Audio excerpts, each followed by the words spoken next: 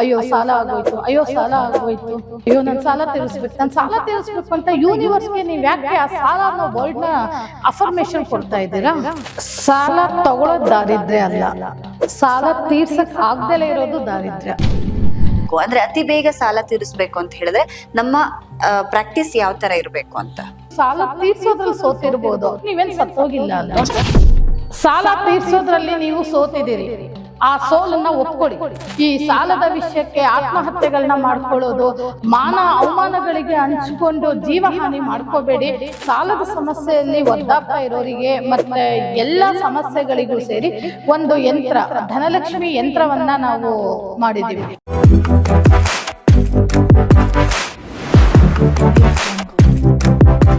ವೀಕ್ಷಕರೇ, ಸಮಸ್ಯೆ ಅನ್ನುವಂಥದ್ದು ಮನುಷ್ಯನಿಗೆ ಬಾರದೆ ಮರಕ್ಕೆ ಬರುತ್ತಾ ಅಂತ ಹೇಳಿ ನಮ್ಮ ಹಿರಿಕರು ಹೇಳ್ತಾ ಇದ್ರು. ಒಂದಲ್ಲ ಒಂದು ರೀತಿಯಾದಂತ ಕಾರಣದಿಂದ ಮನುಷ್ಯ ಸಮಸ್ಯೆಗೆ ತುತ್ತಾಗ್ತಾನೆ. ಈ ಸಮಸ್ಯೆಯಿಂದ ಹೊರಗಡೆ ಬರೋದಕ್ಕೆ ಸಾಲದ ಸುಳಿಯಲ್ಲಿ ಸಿಕ್ಕಾಕೊಳ್ತಾರೆ. ಪ್ರತಿಯೊಬ್ಬ ಮನುಷ್ಯನು ಕೂಡ ಸಾಲವನ್ನ ಪಡೆಯುವಾಗ ಯಾವ ರೀತಿಯಾದಂತ ಮನಸ್ಥಿತಿಯನ್ನ ಇಟ್ಕೊಳ್ಬೇಕು, ಸಾಲ ಕೊಡುವಂತವರ ಪರಿಸ್ಥಿತಿ ಮನಸ್ಥಿತಿ ಹೇಗಿರುತ್ತೆ ಅದನ್ನ ಅರ್ಥ ಮಾಡ್ಕೊಳ್ಳೋದು ಹೇಗೆ, ಪ್ರತಿಯೊಬ್ಬರಿಗೂ ಸಾಕಷ್ಟು ಗೊಂದಲವಾದಂತ ವಿಚಾರಗಳಿದೆ ಈ ಸಾಲ ತೆಗೆದುಕೊಳ್ಳೋದ್ರ ಬಗ್ಗೆ, ಕೊಡೋದ್ರ ಬಗ್ಗೆ. ಇವತ್ತಿನ ಕಾರ್ಯಕ್ರಮದಲ್ಲಿ ಸಂಪೂರ್ಣವಾದಂತಹ ಮಾಹಿತಿಯನ್ನ ತಿಳಿಸ್ಕೊಳ್ಳೋದಕ್ಕೆ ನಮ್ಮ ಪಾಡ್ಕಾಸ್ಟ್ ಅಲ್ಲಿ ಇದ್ದಾರೆ. ಇವರು ಕೇವಲ ಒಂದೇ ಒಂದು ಟೈಟಲ್ಗೆ ಸೀಮಿತರಾದಂಥವರಲ್ಲ. ಇವರು ಮೊದಲೇದಾಗಿ ಸ್ಟ್ರಾಂಗ್ ವುಮನ್, ಜೊತೆಗೆ numerologist, vastu expert, gem specialist, tarot card reader. Doctor Jyothika ಅವರು, ಅವ್ರಿಗೆ ಕಾರ್ಯಕ್ರಮಕ್ಕೆ ಸ್ವಾಗತವನ್ನ ಕೋರ್ತಾ ಇದ್ದೇನೆ. ಮೇಡಮ್ ನಮಸ್ತೆ, ಕಾರ್ಯಕ್ರಮಕ್ಕೆ ಸ್ವಾಗತ. ಸಾಲ ತಗೊಂಡಿದ ತಕ್ಷಣನೇ ದಾರಿದ್ರ್ಯ ಬರುತ್ತೆ ಅನ್ನುವಂತ ವಿಷಯ ಎಲ್ಲ ಕಡೆ ಹಬ್ತಾ ಇದೆ. ನಿಜವಾಗ್ಲೂ ಸಾಲ ತೆಗೆದುಕೊಳ್ಬೇಕಾದ್ರೆ ಯಾವೆಲ್ಲ ರೀತಿಯಾದಂತ ವಿಷಯಗಳನ್ನ ನೆನಪಲ್ಲಿ ಇಟ್ಕೊಳ್ಬೇಕು? ಸಾಲ ತಗೊಳ್ಳೋದು ದಾರಿದ್ರ್ಯ ಅಲ್ಲ, ಸಾಲ ತೀರ್ಸಕ್ ಆಗ್ದಲೇ ಇರೋದು ದಾರಿದ್ರ್ಯ. ಯಾವಾಗ ನಾವು ಸಾಲವನ್ನ ತೀರ್ಸಕ್ಕೆ ವಿಫಲರಾಗ್ತೀವಿ ಅಥವಾ ಸಾಲವನ್ನ ತೀರ್ಸಕ್ಕೆ ತುಂಬಾ ಸ್ಟ್ರಗಲ್ ಮಾಡ್ತೀವಿ, ಅವಾಗ ಅದು ದಾರಿದ್ರ್ಯನೇ. ಸಾಲ ತಗೊಳ್ಳೋದು ಯಾವತ್ತೂ ದಾರಿದ್ರ್ಯ ಅಲ್ಲ. ಲಕ್ಷ್ಮಿ ಬರೋದು ಹೇಗ್ ದಾರಿದ್ರ್ಯ ಆಗುತ್ತೆ? ಎಷ್ಟೋ ಜನಕ್ಕೆ ಇದು ಎಕ್ಸ್ಪೀರಿಯನ್ಸ್ ಆಗ್ಬಿಟ್ಟಿರುತ್ತೆ. ಒಂದ್ಸಲ ಸಾಲ ತೆಗೆದುಕೊಂಡ್ರೆ ನನಗೆ ವಾಪಸ್ ಕೊಡೋದಕ್ಕೆ ಆಗ್ತಾನೆ ಇರೋದಿಲ್ಲ. ಯಾಕೆ ಅಂದ್ರೆ ಅದು ಈಗ ನಾವು ಏನ್ ಪರ್ಪಸ್ಸಿಗೆ ಸಾಲ ತಗೊಂಡಿರ್ತೀವಿ ಅದು ಅಲ್ಲಿ ಸರಿಯಾಗಿ ವಿನಿಯೋಗ ಆಗಿರೋಲ್ಲ, ಅಥವಾ ವಿನಿಯೋಗ ಆಗಿದ್ರು ಅರ್ನಿಂಗ್ಸ್ ಇರೋಲ್ಲ ಆ ಕಡೆಯಿಂದ, ಅಂದ್ರೆ ಎಕನಾಮಿಕಲ್ ಸಕ್ಸಸ್ ಇರೋಲ್ಲ. ಈಗ ಬ್ಯಾಂಕ್ಗಳಲ್ಲಿ ಇಂಥ ಕಡೆ ಸಾಲ ತಗೊಂಡೋರಾದ್ರೆ ಸ್ವಲ್ಪ ಪರವಾಗಿಲ್ಲ. ಈಗ ಮೀಟ್ರು ಬಡ್ಡಿಗಳು ಈ ತರ ಕೈ ಸಾಲದಲ್ಲಿ ತಗೊಂಡಿರೋರು ಇವತ್ತೆಷ್ಟು ಜನ ಸಫರ್ ಆಗ್ತಾ ಇದ್ದಾರೆ. ತೀರ್ಸಕ್ ಆಗ್ತಾ ಇಲ್ಲ ಅವ್ರ ಕೈಯಲ್ಲಿ. ಏನಕ್ಕೆ ಅಂದ್ರೆ ಅವರು 10 ರೂಪಾಯಿ ತಗೊಂಡ್ರೆ ಅಲ್ಲಿ 30 ರೂಪಾಯಿ ತೀರಿಸ್ಬೇಕಾಗತ್ತೆ. ಅವರು ಬಿಸ್ನೆಸ್ ಕೊಕ್ಕೊಂಡು ಅವ್ರು ದುಡಿತಾರ, ಅವ್ರು ಬದುಕ್ತಾರ, ಅಥವಾ ಇವ್ರಿಗೆ 30 ಸಾಲವನ್ನ ತೀರ್ಸಕ್ ನೋಡ್ತಾರ? ಸಾಲ ಕೊಡುವಂತವರ ಮನಸ್ಥಿತಿ ಹೇಗಿದ್ರೆ ಕೊಟ್ಟಿರೋ ಸಾಲ ವಾಪಸ್ ಬರುತ್ತೆ? ಸಾಲ ಕೊಡುವಂತವರು 2 ವಿಷಯನ ಬಹಳ ನೆನಪಲ್ಲಿ ಇಟ್ಕೋಬೇಕು. ಒಂದು, ಕೊಡುವಾಗ ಅವರೊಂದು ಮ್ಯಾನಿಫೆಸ್ಟೇಷನ್ ಮಾಡ್ಕೋಬೇಕು. ನಾನು ಇಂಥ ವ್ಯಕ್ತಿಗೆ ಸಾಲ ಕೊಡ್ತಾ ಇದ್ದೀನಿ, ಅವರು ಒಂದು ಒಳ್ಳೆ ಕಾರ್ಯಕ್ಕೆ ಇದನ್ನು ವಿನಿಯೋಗಿಸ್ಲಿ, ಅವರಿಗೆ ಅದರಿಂದ ಲಾಭಾಂಶ ಆಗಿ ನಾವು ಕೊಟ್ಟಿರೋ ಅಂಥದ್ದು ನಮಗೆ ವಾಪಸ್ ಬರಲಿ ಅನ್ನೋ ಒಂದು ಒಳ್ಳೆ ಇಂಟೆನ್ಷನ್ ಅವರಲ್ಲೂ ಇರಬೇಕು. ಸಾಲ ಕೊಡೋರಿಗೆ ಆ ಇಂಟೆನ್ಷನ್ ಇರಬೇಕು. ಇದ್ರ ಜೊತೆಯಲ್ಲಿ ಅಧಿಕ ಬಡ್ಡಿ ಆಸೆಗೆ ಸಾಲ ಕೊಡಕ್ಕೆ ಹೋದ್ರೆ ಅದು ಯಾವತ್ತಿಗೂ ವಿಪತ್ತೇನೆ. ಯಾಕೆಂದ್ರೆ ಅಧಿಕ ಬಡ್ಡಿಗೆ ನಾವು ಸಾಲ ಕೊಟ್ಟಾಗ ಖಂಡಿತವಾಗ್ಲೂ ಅವರು ಏನೋ ಅವರಿಗೆ ಚೆನ್ನಾಗಾಗಿ ಬಿಸ್ನೆಸ್ ಅಲ್ಲೆಲ್ಲ ಒಳ್ಳೇದಾಗಿ ತೀರ್ಸೋಂಥವ್ರಾದ್ರೆ ಪರವಾಗಿಲ್ಲ, ಬಡ್ಡಿ ಜಾಸ್ತಿ ತಗೊಂಡು ತೀರ್ಸಕ್ಕಾಗಿಲ್ಲ ಅಂದಾಗ ಅವರು ಸಾಲ ತೀರ್ಸುವಾಗ ಡಿಫಾಲ್ಟರ್ ಆಗೇ ಆಗ್ತಾರೆ. ಮೇಡಮ್, ಕೋಟಿ ಸಾಲ ಮಾಡೋರು ಇದ್ದಾರೆ, ಕೋಟಿ ಸಾಲ ತೀರ್ಸೋರು ಇದ್ದಾರೆ. ಆದ್ರೆ ಸಾಮಾನ್ಯರ ವಿಷಯ ಅಂತ ಬಂದ್ರೆ ಚಿಕ್ಕ ಪುಟ್ಟ ಕೈ ಸಾಲ ಮಾಡ್ಕೊಂಡಿರ್ತಾರೆ, ಅದನ್ನೇ ತೀರ್ಸಕ್ಕಾಗದೆ ಒದ್ದಾಡ್ತಾ ಇರ್ತಾರೆ. ಸೊ ಅದಕ್ಕೆ ಸಾಲ ತೀರ್ಸೋದಕ್ಕೆ ಇನ್ನೊಂದ್ ಕಡೆ ಸಾಲ ಮಾಡ್ತಾರೆ, ಮತ್ತೊಂದ್ ಕಡೆ ಸಾಲ ಮಾಡ್ತಾರೆ, ಹೀಗೆ ಸಾಲದ ಸುಳಿಯಲ್ಲಿ ಸಿಕ್ಕಾಕೊಂಡ್ ಬಿಡ್ತಾರೆ. ಯಾಕೆ ಈ ತರ ಆಗುತ್ತೆ?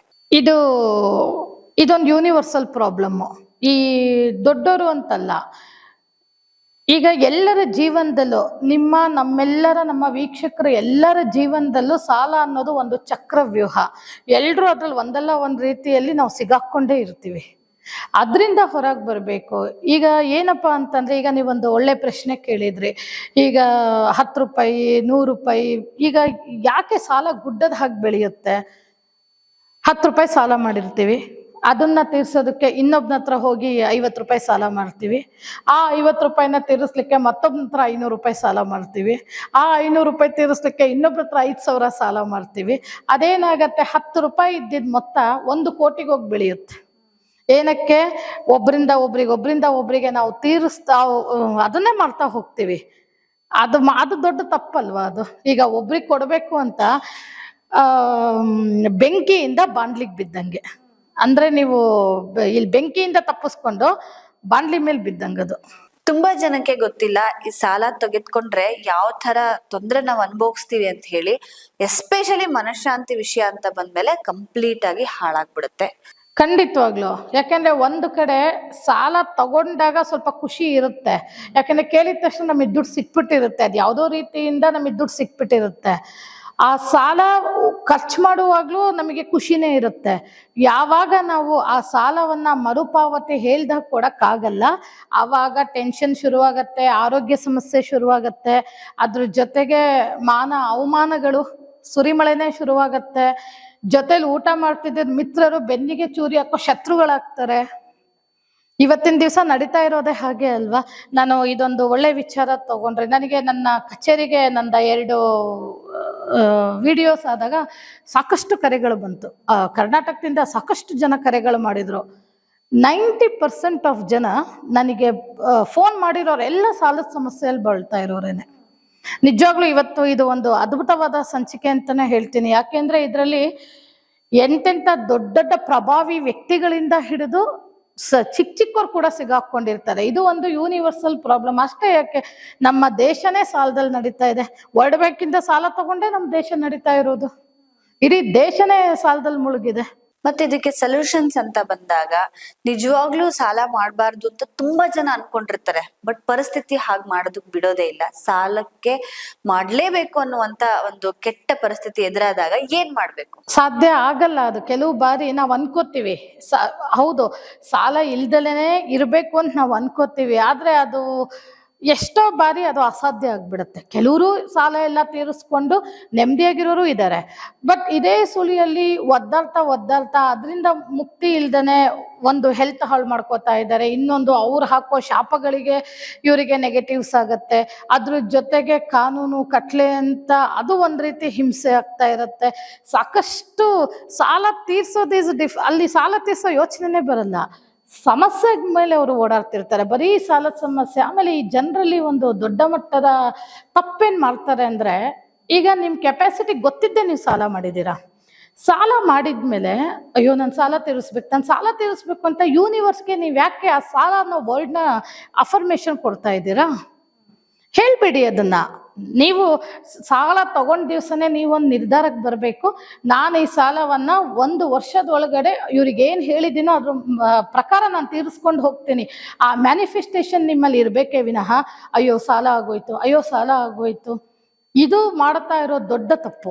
ಇದನ್ನ ದಯವಿಟ್ಟು ಮಾಡಬೇಡಿ. ನೀವು ಸಾಲವನ್ನ ಎಷ್ಟು ಖುಷಿಯಾಗಿ ಅವ್ರ ಕೈಯಿಂದ ತಗೊಂಡಿದ್ದೀರೋ ತೀರ್ಸೋದನ್ನು ಅಷ್ಟೇ ಖುಷಿಯಾಗಿ ತೀರಿಸಿ. ಆಗುತ್ತೆ ಸಮಸ್ಯೆಗಳು, ತುಂಬಾನೇ ಸಮಸ್ಯೆಗಳಾಗತ್ತೆ. ಹೇಳಿ ಟೈಮಿಗೆ ಕೊಡ್ಲಿಕ್ಕಾಗಲ್ಲ. ಅವಾಗ ನಾವು ಮಾತು ತಪ್ತೀವಿ. ಅವರಿಂದ ನಮಗೆ ಸಾಕಷ್ಟು ಕಿರುಕುಳಗಳಾಗತ್ತೆ. ಏನು ಅಂದ್ರೆ ಪಾಪ ಅವರು ಬೇರೆಯವರಿಂದ ಇಸ್ಕೊಂಡು ಕೊಟ್ಟಿರ್ತಾರೋ, ಅಥವಾ ಅವರು ಏನೋ 1-4 ಕಾಸು ಬರುತ್ತೆ ಅನ್ನೋ ಆಸೆಗೆ ಅವ್ರು ಏನೇನೋ ಕಮಿಟ್ ಆಗಿರ್ತಾರೋ ಕೊಟ್ಬಿಟ್ಟಿರ್ತಾರೆ. ಈಗ ಅವರು ಕೊಟ್ಬಿಟ್ಟಿರ್ತಾರೆ, ನೀವು ತಗೊಂಡ್ಬಿಟ್ಟಿರ್ತೀರಾ. ಡಿಫಾಲ್ಟ್ರು ನೀವಾಗಿರ್ತೀರಾ, ಸಾಲ ತಗೊಂಡಿರೋರು ಅಲ್ವಾ? ಹಾಗಾಗಿ ದಯವಿಟ್ಟು ಯೂನಿವರ್ಸ್ಗೆ ಸಾಲ ಮಾಡಿದ್ದೀನಿ ಅನ್ನೋ ನೆಗೆಟಿವ್ ಅಫರ್ಮೇಶನ್ ಕೊಡಬೇಡಿ. ನೀವಿಷ್ಟೇ ಅಫರ್ಮೇಶನ್ ಮಾಡಬೇಕು, ನಾನು ಸಾಲ ತಗೊಂಡಿದ್ದೀನಿ, ತೀರ್ಸೋ ಧೈರ್ಯ ಇರೋದಕ್ಕೆ ನಾನು ತಗೊಂಡಿರೋದು, ನನಗೆ ಆ ತಾಕತ್ತಿದೆ. ಇದನ್ನ ಯೋಚನೆ ಮಾಡೋ ರೀತಿಯನ್ನ ಬದಲಾಯಿಸ್ಕೋಬೇಕು. ಮೇಡಮ್, ಸಾಲ ತೆಗೆದುಕೊಂಡಂಥವ್ರು ಯಾವ 3 ಮುಖ್ಯವಾದಂತ ವಿಷಯಗಳನ್ನ ನೆನಪಲ್ಲಿ ಇಟ್ಕೊಳ್ಬೇಕು? ಅಂದ್ರೆ ಅತಿ ಬೇಗ ಸಾಲ ತೀರಿಸ್ಬೇಕು ಅಂತ ಹೇಳಿದ್ರೆ ನಮ್ಮ ಪ್ರಾಕ್ಟೀಸ್ ಯಾವ ತರ ಇರ್ಬೇಕು ಅಂತ? ಈಗ ನೀವು ಇವತ್ತು ಒಬ್ಬರ ಹತ್ರ ಸಾಲ ತಗೊಳಕ್ ಹೋಗ್ತಿದ್ದೀರಾ ಅಂದ್ರೆ, ಫಸ್ಟ್ ನೀವು ಮನೆಯಲ್ಲಿ ನಿಮ್ಮ ಮನೆ ದೇವರಿಗೆ, ನಾನಿವತ್ತು ಸಾಲವನ್ನ ತಗೊಳ್ಳಿಕ್ಕೆ ಹೋಗ್ತಾ ಇದ್ದೀನಿ, ನಾನು ಇದನ್ನ ಸಾಲ್ವಾಗಿ ತಗೋತಾ ಇದ್ದೀನಿ, ಅವರು ನನ್ನನ್ನ ನಂಬಿ ಕೊಡ್ತಾ ಇದ್ದಾರೆ, ಇದು ಸತ್ಕಾರ್ಯಕ್ಕೆ ವಿನಿಯೋಗ ಆಗಬೇಕು. ನಾನೇನು ಅನ್ಕೊಂಡಿದ್ದೀನೋ, ಈಗೇನು ನಾನು ಒಂದು 5,000 ರೂಪಾಯಿ ಸಾಲ ತಗೋತಾ ಇದ್ದೀನಿ, 50,000 ರೂಪಾಯಿ ದುಡಿಬೇಕು, ದುಡಿದು ಇವ್ರಿಗೆ ತೀರಿಸ್ಬೇಕು ಅನ್ನೋ ಮನೋಭಾವನೆಯಿಂದನೇ ಅವ್ರ ಮನೆಗೆ ಹೋಗ್ಬೇಕು. ಇದು ಒಂದು ವಿಚಾರ. ಎರಡನೇ ವಿಚಾರ ಏನು ಅಂದರೆ, ನೀವು ಸಾಲ ತಗೊಂಡಾಗ ನೀವು ಏನಕ್ಕೆ ತಗೋತಾ ಇದ್ದೀರಿ ಅದನ್ನು. ಆಮೇಲೆ ಈಗ ನೀವು 5,000 ತಗೊಂಡ್ರಲ್ವಾ, ನೀವು ಇದನ್ನು 50,000 ಮಾಡಬೇಕು. ಹೇಗೆ? ಅದಕ್ಕೆ ದಾರಿಗಳೇನು? ಈ ದುಡ್ಡನ್ನು ನಾವು ದುಡಿಯೋದು ಹೇಗೆ? ಅದನ್ನು ಫಸ್ಟು ಪಾಸಿಟಿವ್ ಆಗಿ ಯೋಚನೆ ಮಾಡ್ಕೊಳ್ಳಿ. ನಿಮ್ಮ ಪಾಸಿಟಿವ್ ಥಿಂಕಿಂಗಲ್ಲಿ ಮಾತ್ರ ನೀವು ಈ ದುಡ್ಡನ್ನು ಸಾಲವಾಗಿ ತಗೊಳ್ಳಿ. ಮೇಡಮ್, ಈಗ ತುಂಬಾ ಜನ ಸಾಲ ಮಾಡ್ಬಿಟ್ಟಿದ್ದಾರೆ, ಸಖತ್ತು ಅವಮಾನಗಳಾಗ್ತಾ ಇದೆ, ಜಗಳಗಳಾಗ್ತಾ ಇದೆ, ಜೀವನನೇ ಹಿಂಸಾತ್ಮಕವಾಗಿ ಹೋಗ್ಬಿಟ್ಟಿದೆ. ನನಗೆ ಸಾವು ಬಿಟ್ರೆ ಬೇರೆ ಪರಿಹಾರನೇ ಇಲ್ಲ ಅಂತ ಪ್ರಶ್ನೆ ಆಗೋಗ್ಬಿಟ್ಟಿದೆ ಅವ್ರ ಜೀವನ. ಅವ್ರಿಗೆ ಏನ್ ಹೇಳಕ್ ಇಷ್ಟಪಡ್ತೀರಾ? ನನಗೆ ಸಾಕಷ್ಟು ನನ್ನ ಆಫೀಸಿಗೆ ಕರೆಗೆ ಬಂದವರಲ್ಲಿ 90% ಸುಮಾರು ಜನ ಹೆಣ್ಮಕ್ಳು ಗಂಡ್ಮಕ್ಳು ಇದೇ ವಿಷಯವಾಗಿ ನನ್ನ ಹತ್ರ ಮಾತಾಡಿದ್ದಾರೆ. ನನಗಿದು ಬಹಳ ಬೇಜಾರು ಆಯಿತು. ಯಾಕೆ ಅಂದರೆ ಎಲ್ಲರ ಜೀವನದಲ್ಲೂ, ಇವನ್ ನಮ್ಮ ಜೀವನದಲ್ಲೂ ನಿಮ್ಮ ಜೀವನದಲ್ಲೂ ಇದು ಸರ್ವೇ ಸಾಮಾನ್ಯ. ನಾನು ಹೇಳೋದೇನು ಅಂದರೆ, ಕುಗ್ಗಬೇಡಿ. ಈಗ ಸಾಲ ಮಾಡಿಬಿಟ್ಟಿದ್ದೀರಾ, ನಾನು ಹೇಳೋದು ನೀವು ಸಾಲ ತೀರ್ಸೋದ್ರಲ್ಲಿ ಸೋತಿರ್ಬೋದು, ಸಮಯ ತಗೊಂಡಿರೋದ್ರಲ್ಲಿ ಸೋತಿರ್ಬೋದು, ಬಟ್ ನೀವೇನು ಸತ್ತೋಗಿಲ್ಲ ಅಲ್ವಾ? ನಿಮ್ಮಲ್ಲಿ ಧೈರ್ಯ ಇದೆ. ಒಂದು ವಿಷಯ ವೀಕ್ಷಕರೇ, ನಾನು ನಿಮಗೇನು ಹೇಳಲಿಕ್ಕೆ ಇಷ್ಟಪಡ್ತೀನಿ ಅಂದರೆ, ನಮ್ಮಂಥ ಗುರುಸ್ಥಾನದಲ್ಲಿ ಇರೋರಿಗೆ, ನಮ್ಮಂಥ ಎಷ್ಟೋ ಜನಕ್ಕೆ ನಿಮ್ಮ ಒಂದು ಲೈಕ್, ನಿಮ್ಮ ಒಂದು ಕಾಮೆಂಟ್ ಇವತ್ತು ಈ ಸ್ಥಾನದಲ್ಲಿ ತಂದು ಕೂರಿಸಿದೆ ಅಂದರೆ, ನಿಮ್ಮಲ್ಲಿರೋ ಒಂದು ಆತ್ಮಸ್ಥೈರ್ಯ ಆಗಲಿ, ನಿಮ್ಮಲ್ಲಿರೋ ಒಂದು ಎನರ್ಜಿ ಯಾವ ಲೆವೆಲಿಗೆ ಇರ್ಬೋದಲ್ವಾ? ಯಾಕೆ ಕುಂತೀರಾ? ಯಾಕೆ ಬೇಡ? ನಿಮಗೆ ಸಾಲ ತೀರ್ಸಕ್ಕಾಗಿಲ್ವಾ? ಆಯ್ತು, ಅದಕ್ಕೆ ನೀವು ವ್ಯವಸ್ಥೆ ಮಾಡ್ಕೊಳ್ಳಿ, ಸಮಯನ ಜಾಸ್ತಿ ತಗೊಳ್ಳಿ. ಅಕಸ್ಮಾತ್ ಏನಾದರೂ ನಿಮಗೆ ತುಂಬಾ ಕಿರುಕುಳ ಆದರೆ, ದಿನನಿತ್ಯ ನಮ್ಮ ಅಧಿಕಾರಿಗಳೆಲ್ಲ ಇನ್ಸ್ಟಾಗ್ರಾಮಲ್ಲಿ, ಸೋಷಿಯಲ್ ಮೀಡಿಯಾದಲ್ಲಿ ಹೇಳ್ತಾ ಇದ್ದಾರೆ, ಯಾರೇ ನಿಮಗೆ ಕಿರುಕುಳ ಕೊಟ್ಟರು ಕಾನೂನು ಕ್ರಮ ಇದೆ. ಹಾಗಂತ ಕಾನೂನು ಕ್ರಮ ಯೂಸ್ ಮಾಡಿ ನೀವು ಸಾಲ ತೀರಿಸಬೇಡಿ ಅಂತ ನಾನು ಹೇಳ್ತಾ ಇಲ್ಲ. ಫಸ್ಟ್ ನಿಮ್ಮನ್ನು ನೀವು ರಕ್ಷಣೆ ಮಾಡ್ಕೊಳ್ಳಿ. ಯಾಕೆಂದ್ರೆ ನೀವು ಭದ್ರವಾಗಿದ್ರೇನೆ ಅವ್ರು ಸಾಲ ತೀರ್ಸೋಕ್ಕಾಗೋದು. ಅದು ಕೊಟ್ಟೋರಿಗೆ ಅರ್ಥ ಆಗಲ್ಲ. ಕೊಟ್ಟೋರಿಗೇನು ನಾವು ಸಾಲ ಕೊಟ್ಟಿಲ್ಲ ಅನ್ನೋದು ಒಂದೇ ಆಗುತ್ತೆ. ಆದರೆ ಸಾಲ ತಗೊಂಡಿರೋನ ಪರಿಸ್ಥಿತಿ ಖಂಡಿತವಾಗ್ಲೂ ಅವ್ರಿಗೆ ಅರ್ಥ ಆಗಲ್ಲ. ಈಗಂತೂ ತುಂಬಾ ಜನ ನನಗೆ ಕೆಲವರು ಕರೆ ಮಾಡಿ ಹೇಳಿದಾಗ, ಅಸಲು ತೀರ್ಸಿದ್ದಾರೆ, ಬಡ್ಡಿ ತೀರ್ಸಿದ್ದಾರೆ, ದಾಖಲೆಗಳಿದ್ರು ಬಡ್ಡಿಗೋಸ್ಕರ ಅವ್ರಿಗೆ ಟಾರ್ಚರ್ ಕೊಡ್ತಾ ಇದ್ದಾರೆ. ಇದು ತುಂಬಾನೇ ನನಗೆ ಬೇಜಾರಾಗೋಯ್ತು ಈ ವಿಷಯದಲ್ಲಿ. ನಾನು ಇದ್ರ ಬಗ್ಗೆ ಹ್ಯೂಮನ್ ರೈಟ್ಸ್ ಹತ್ರ ಒಂದ್ಸರಿ ಮಾತಾಡೋಣ ಅಂತಿದ್ದೀನಿ. ಈಗ ಪಾಪ ಬಡ್ಡಿನೂ ಕೊಟ್ಟಿದ್ದಾರೆ, ಎಲ್ಲ ವಿತ್ ರೆಕಾರ್ಡ್ಸ್ ಇದೆ, ಇನ್ನೂ ಬಡ್ಡಿಗಾಗಿ ಅವ್ರಿಗೆ ಟಾರ್ಚರ್ ಕೊಡ್ತಾ ಇದ್ದಾರೆ. ಈ ರೀತಿಯಲ್ಲಿ ಇದು ನನಗೂ ಬಹಳ ಬೇಜಾರಾಗೋಯ್ತು. ದಯವಿಟ್ಟು ವೀಕ್ಷಕರೇ, ನಾನು ನಿಮಗೊಂದು ವಿಷಯ ಹೇಳ್ತಾ ಇದ್ದೀನಿ. ಸಾಲ ತೀರ್ಸೋದ್ರಲ್ಲಿ ನೀವು ಸೋತಿದ್ದೀರಿ, ಆ ಸೋಲನ್ನ ಒಪ್ಕೊಳ್ಳಿ, ಕ್ಷಣಕ್ಕೆ ಒಪ್ಕೊಳ್ಳಿ. ಮಾನ ಅವಮಾನಗಳು ಆಗುತ್ತಾ? ಫೇಸ್ ಮಾಡಿ, ಏನು ಮಾಡ್ಲಿಕ್ಕಾಗಲ್ಲ. ಆಗಬಾರ್ದು, ನಮ್ದೊಂದು ಕರ್ಮ ಅನ್ಕೊಳ್ಳೋಣ. ಆದ್ರೆ ಒಂದು ದಿವಸ ಬರುತ್ತೆ ವೀಕ್ಷಕರೇ, ಸಾಲವನ್ನ ತೀರಿಸ್ತೀವಲ್ಲ, ಅವತ್ತಿನ ದಿವಸ ನಾವೇನು ಅನ್ನೋದು ಅವ್ರಿಗೆ ಗೊತ್ತಾಗತ್ತೆ. ದಯವಿಟ್ಟು ಈ ಸಾಲದ ವಿಷಯಕ್ಕೆ ಆತ್ಮಹತ್ಯೆಗಳನ್ನ ಮಾಡ್ಕೊಳ್ಳೋದು, ಮಾನ ಅವಮಾನಗಳಿಗೆ ಹಂಚ್ಕೊಂಡು ಜೀವಹಾನಿ ಮಾಡ್ಕೋಬೇಡಿ. ನೀವು ಬದುಕಿದ್ರೆ ಎಷ್ಟೇ 1,000 ಕೋಟಿ ಬೇಕಾದ್ರೂ ಸಂಪಾದನೆ ಮಾಡ್ಬೋದು. ಈ ಸಾಲದ ತ್ರಿಶೂಲದಿಂದ ದಯವಿಟ್ಟು ಅಮೂಲ್ಯವಾದ ಜೀವವನ್ನ ಹಾಳು ಮಾಡ್ಕೋಬೇಡಿ. ಈ ನಿಮಗೆ ಸಾಲ ತೀರ್ಸೋ ಸಮಸ್ಯೆ, ಸಾಲ ತೀರ್ಸೋಕ್ಕೆ ದಾರಿಗಳು ಬೇಕಾದ್ರೆ, ಅಂದ್ರೆ ನಿಮಗೆ ಒಂದು ರೀತಿಯಾದ ರೆಮಿಡೀಸ್ ವೈಸ್ ನಾವು ಕೆಲವು ಪರಿಹಾರಗಳನ್ನ ಹೇಳ್ತೀವಿ, ಅದನ್ನ ನೀವು ಮಾಡ್ಕೊಳ್ಳಿ. ಅದನ್ನ ಮಾಡ್ಕೊಳ್ಳೋದ್ರಿಂದ ಎಷ್ಟೋ ಜನ ನಮ್ಮಲ್ಲಿ ಸಾಲ ತೀರಿಸಿ ಇವತ್ತು ನೆಮ್ಮದಿಯಾಗಿದ್ದಾರೆ. ದಯವಿಟ್ಟು ಮತ್ತೊಮ್ಮೆ ನಾನು ಹೇಳ್ತಾ ಇದ್ದೀನಿ, ಯಾರು ಸಾಲಕ್ಕೋಸ್ಕರ ಹೆದ್ರಿ ಅಮೂಲ್ಯವಾದ ಬದುಕನ್ನು ಹಾಳು ಮಾಡ್ಕೋಬೇಡಿ. ನಿಮ್ಮ ಹತ್ರ ಬಹಳಷ್ಟು ಜನ ಸಾಲದ ಸಮಸ್ಯೆ ಇಟ್ಕೊಂಡು ಬರ್ತಾರೆ, ಕಚೇರಿಗೆ ಸಾವಿರಾರು ಕರೆಗಳು ಬರುತ್ತೆ ಸಾಲದ ಸಮಸ್ಯೆನ ಕೇಳ್ಕೊಂಡು ಅಂತ ಹೇಳ್ತಾ ಇದ್ರಿ ಮೇಡಮ್ ನೀವು ಮಾತಾಡೋಕ್ಕಿಂತ ಮುಂಚೆ. ಅವರಿಗೆ ಯಾವ ತರ ಪರಿಹಾರ ತಿಳಿಸಿದ್ರಿ ನೀವು?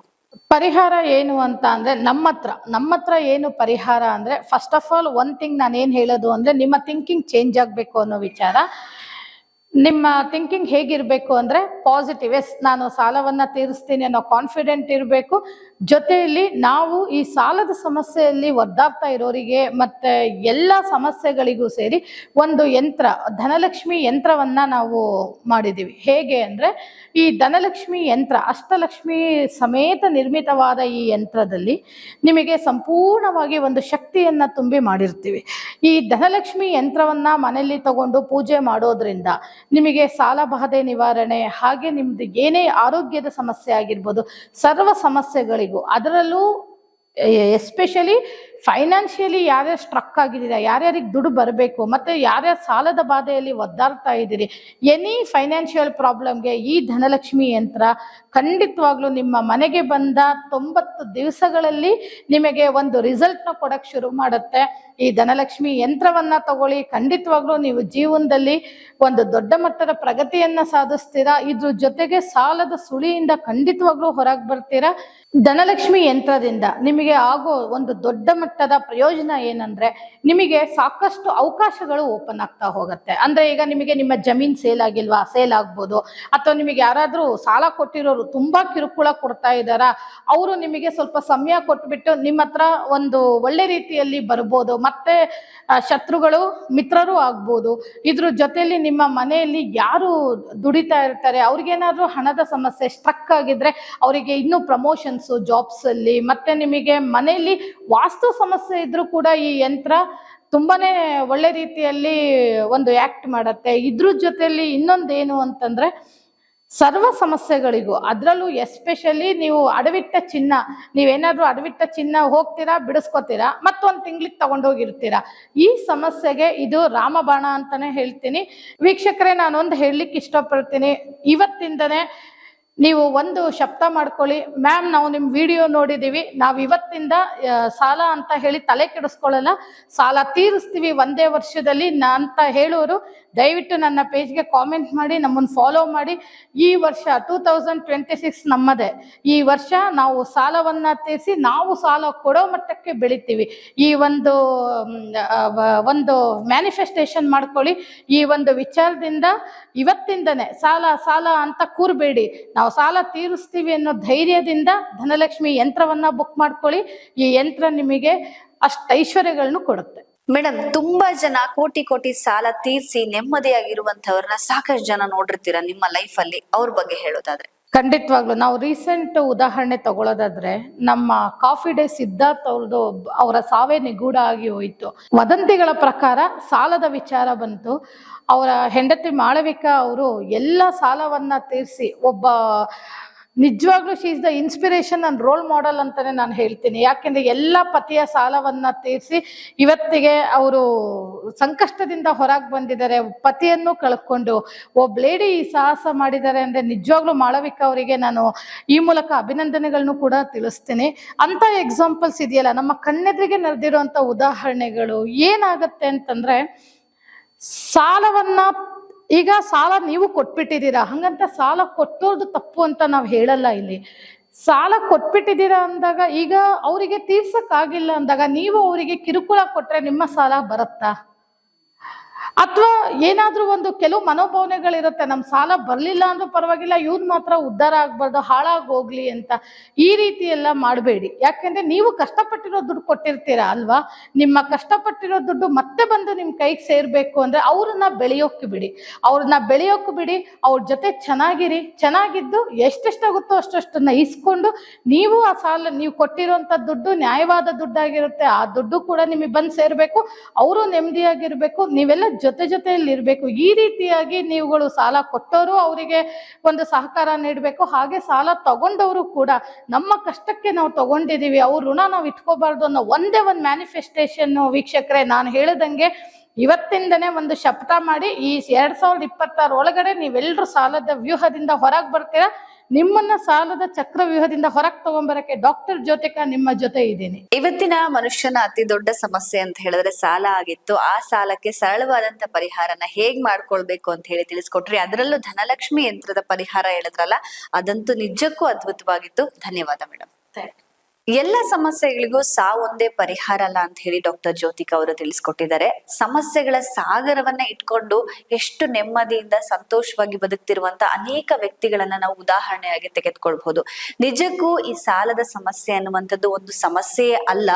ಯಾವಾಗ ಅಂತ ಹೇಳಿದ್ರೆ ನಮ್ಮಲ್ಲಿ ಅದನ್ನ ಎದುರಿಸುವಂತ ಶಕ್ತಿ, ಧೈರ್ಯ ಇದ್ದಾಗ ಮಾತ್ರ. ಸೊ ಇವತ್ತಿನ ಕಾರ್ಯಕ್ರಮ ತಮ್ಮೆಲ್ಲರಿಗೂ ತುಂಬಾ ಇಷ್ಟ ಆಗಿದೆ ಅಂತ ಹೇಳಿ ಭಾವಿಸ್ತೀನಿ. ಉಪಯುಕ್ತವಾಗಿದ್ರೆ ಈಗಲೇ ನಮ್ಮನ್ನ ಫಾಲೋ ಮಾಡಿ. ಹಾಗೆ ನಿಮ್ಮ ಅನಿಸಿಕೆ, ಅಭಿಪ್ರಾಯ ಕಮೆಂಟ್ ಮೂಲಕ ತಿಳಿಸೋದನ್ನ ಮರಿಬೇಡಿ. ಯಾರೆಲ್ಲ ಈ ರೀತಿಯಾದಂತ ಸಮಸ್ಯೆಗಳಿಂದ ಬಳಲ್ತಾ ಇದ್ದಾರೆ ಅವರಿಗೆ ಕೂಡಲೇ ಈ ವಿಡಿಯೋನ ಶೇರ್ ಮಾಡಿ. Thank you.